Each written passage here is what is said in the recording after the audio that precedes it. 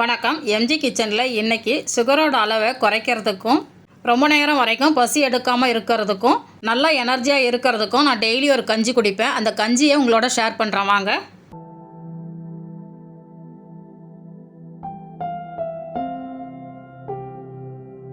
இந்த கஞ்சி செய்கிறதுக்கு அடுப்பில் ஒரு பேன் வச்சுட்டு 1 டம்ளர் அளவுக்கு கருப்பு கவுனி அரிசி சேர்த்துக்கலாம்.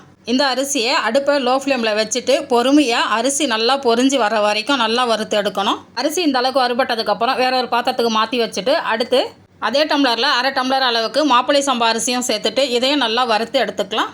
இந்த அரிசியும் நல்லா வாசனை வந்து வறுபட்டதுக்கப்புறம் வேற ஒரு பிளேட்டுக்கு மாற்றி வச்சுட்டு அடுத்து அதே 1/2 டம்ளர் அளவுக்கு முழு பச்சை பயிறு எடுத்துருக்கிறேன். இதையும் லோ ஃப்ளேம்லேயே நல்லா வாசனை வர அளவுக்கு வறுக்கணும். இந்த பொருட்கள் எல்லாத்தையும் எந்த அளவுக்கு பொறுமையாக வறுத்தெடுக்கிறீங்களோ அந்த அளவுக்கு கஞ்சி டேஸ்ட்டாகவும் இருக்கும், நல்ல வாசனையாகவும் இருக்கும். பச்சை பயிரும் வேறு பிளேட்டுக்கு மாற்றி வச்சுட்டு அடுத்து அதே 1/2 டம்ளர் அளவுக்கு பார்லி அரிசி எடுத்துருக்கிறேன். இதையும் இதே மாதிரி நல்லா வாசனை வர வரைக்கும் வறுத்து எடுத்துக்கலாம். பார்லி அரிசி சேர்க்கும் போது பெண்களுக்கு இருக்கக்கூடிய மூட்டு வலி முதுகு வலி எல்லாமே சரியாகும். இப்போ பார்லி அரிசியும் நல்லா வறுபட்டு வாசனை வர ஆரம்பிச்சிருச்சு. இதையும் வேறு பிளேட்டுக்கு மாற்றி வச்சுக்கலாம். அடுத்து அதே 1/2 டம்ளர் அளவுக்கு கருப்பு உளுந்து எடுத்துருக்கிறேன். இதையும் லோ ஃப்ளேம்லேயே நல்லா வாசனை வர வரைக்கும் வறுத்து எடுத்துக்கலாம். கருப்பு உளுந்தில் பெண்களுக்கு தேவையான எல்லா சத்துக்களும் இருக்குன்னு உங்களுக்கு தெரியும், அதனால் கட்டாயம் மிஸ் பண்ணாமல் சேர்த்துக்கோங்க. இப்போ நம்ம வறுத்த பொருட்கள் எல்லாத்தையுமே ஒரு பிளேட்டில் கொட்டி நல்லா ஆற வச்சுட்டு ஆறினதுக்கப்புறம் நம்ம அரைக்கலாம். இப்போ நம்ம வறுத்த பொருட்கள் எல்லாமே நல்லா ஆறிடுச்சு. இதை மிக்சர் ஜாரில் கொஞ்சம் கொஞ்சமாக சேர்த்து நல்லா அரைச்சிக்கலாம். அரைக்கிறது பார்த்திங்கன்னா உங்களுக்கு குருணையாக அரைக்கணும். நீங்கள் நிறைய அரைக்க போகிறீங்கன்னா மிஷினில் கொடுத்து கூட அரைச்சிக்கலாம். நான் மிக்ஸி ஜாரில் தான் அரைக்க போகிறேன். மிக்ஸி ஜாரில் அரிசி உடையிற அளவுக்கு மட்டும் 2-3 பல்ஸில் அரைச்சிங்கனாலே போதும். இப்போ நான் அரைச்சி எடுத்துகிட்டு வந்திருக்கேன். இப்போ பாருங்கள் எப்படி இருக்குன்னு, குறன்னு இருக்குது பாருங்கள். இந்த மாதிரி இருக்கணும். இப்போ அரைச்சதை நம்ம ஒரு சல்லடையில் சேர்த்து சல்லிச்சு எடுத்துக்கலாம். அப்போ தான் நமக்கு குருணை தனியாக மாவு தனியாக பிரிஞ்சு வரும். சுகர் இருக்கிறவங்க கஞ்சி குடிக்கிறதுக்கு பார்த்திங்கன்னா ரொம்ப நைஸாகவும் இருக்கக்கூடாது, அதனால் கொஞ்சம் குருணையாக அரைச்சி எடுத்துக்கோங்க. இப்போ நான் சல்லிச்சு காமிக்கிறேன் பாருங்கள் எந்த அளவுக்கு குருணையாக இருக்குது பாருங்கள். இந்த மாதிரி இருக்கணும். அடுத்து இந்த நைஸாக இருக்கிற மாவு பார்த்திங்கன்னா நீங்கள் நாட்டு சக்கரை போட்டு காலையில் டீ காஃபிக்கு பதிலாக கஞ்சி மாதிரி வச்சு குடிக்கலாம். இல்லாட்டினா சின்ன குழந்தைங்க இருந்தாங்கன்னா அவங்களுக்கு வச்சு கொடுத்துருங்க. இப்போ எல்லா அரிசியுமே அரைச்சிட்டு சல்லிச்சு வச்சுருக்கேன் பாருங்கள். எந்த அளவுக்கு குருணையாக சூப்பராக இருக்குது பாருங்கள். இதை நம்ம 1 மாதம் வரைக்கும் ஸ்டோர் பண்ணி வச்சுக்கலாம். இப்போ சல்லிச்சதில் நைஸாக இருக்கிற மாவு பார்த்திங்கன்னா இந்த அளவுக்கு இருக்குது. இந்த மாவில் பார்த்திங்கன்னா கஞ்சியும் வைக்கலாம், புட்டு கொழுக்கட்டை எல்லாமே செய்யலாம், ரொம்ப சூப்பராக இருக்கும்.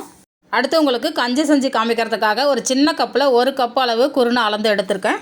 இதில் பார்த்திங்கன்னா 5லேருந்து ஒரு 6 கப் அளவுக்கு தண்ணி சேர்த்துக்கோங்க. எதில் குருணை அளந்து எடுக்கிறீங்களோ அதுலேயே அளந்து சேர்த்துக்கோங்க. நான் எடுத்துருக்கிற அரிசி அளவு பார்த்திங்கன்னா ஒரு ஆள் குடிக்கிறதுக்கான கஞ்சி கரெக்டாக இருக்கும். தண்ணி சேர்த்துட்டு ஒரு பிளேட் போட்டு மூடி வச்சிடலாம். ஒரு 10 நிமிஷம் இந்த அரிசி நல்லா ஊறட்டும். 10 நிமிஷம் ஊறினதுக்கப்புறம் ஒரு முறை நல்லா கலந்து விட்டுட்டு அடுப்பில் வச்சு கொதிக்க வச்சுக்கலாம்.